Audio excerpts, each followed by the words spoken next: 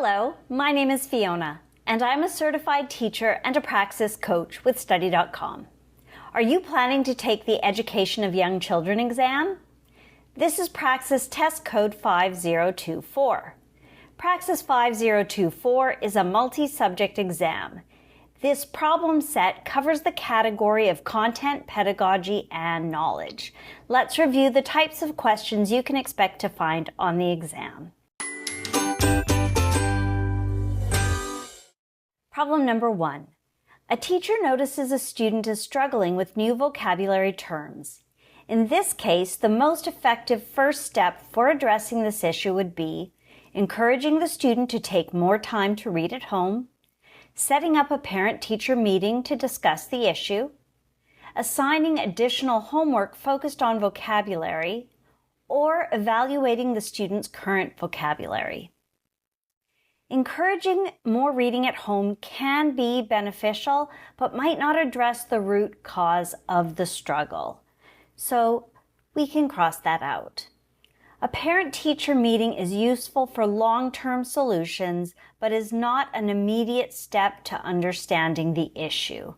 So let's eliminate that as well. Assigning additional homework may overwhelm the student without understanding their current challenges. Therefore, that is not the correct answer either. The correct answer is evaluating the student's current vocabulary. This step allows the teacher to identify specific gaps and tailor interventions to the student's needs, ensuring a targeted and effective approach to vocabulary development. Therefore, D is the correct answer here. Problem number 2. A child believes that a pizza cut into 8 slices is more than a pizza of the same size cut into 4 slices. In which of the following ways could a teacher address this misconception? Explain the concept of fractions.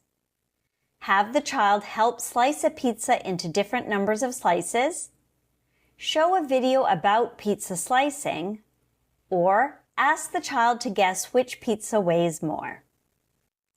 Explaining fractions might not be concrete enough for the child's developmental level, so let's eliminate that.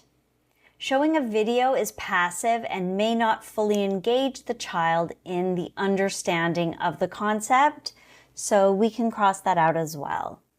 Asking the child to guess the weight does not directly address the misunderstanding about quantity, so we can cross that out also. The correct answer is to have the child help slice a pizza into different numbers of slices. This hands-on activity allows the child to visually and physically understand that the quantity of pizza remains the same regardless of the number of slices, reinforcing the concept through experiential learning. Therefore, B is the correct answer here. Problem number 3. Which of the following is an effective strategy for improving a third grader's writing skills? Encourage the student to write as quickly as possible. Implement a process writing approach, including drafting, revising, and editing. Ask the student to write a research paper with cited sources. Or have the student practice writing complex sentences. We're talking about a grade 3 student. So a research paper with cited sources, we can eliminate that right away. Now to the others. Writing quickly may lead to careless errors and does not emphasize the quality of writing. So that too is incorrect. Practicing complex sentences without understanding basic sentence structure can be confusing. So let's eliminate that as well.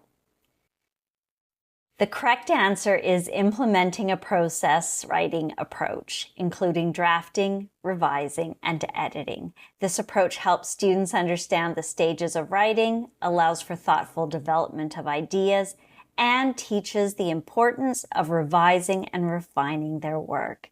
Therefore, B is the correct answer here. Problem number 4. Which of the following strategies would be most effective for teaching children the conventions of standard English grammar and usage? Assigning regular pop quizzes on grammar rules and uses, correcting grammar mistakes children make as they speak, encouraging children to always speak incomplete sentences, or engaging children in interactive writing activities. Pop quizzes may test knowledge but do not actively engage students in learning, so let's cross that out. Correcting mistakes as children speak can be discouraging and disrupt communication, so that is inadvisable as well. Encouraging complete sentences is useful, but alone does not teach the underlying grammar rules.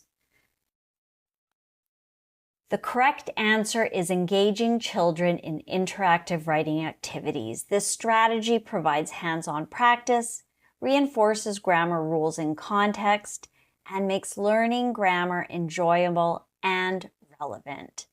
Therefore, D is the correct answer.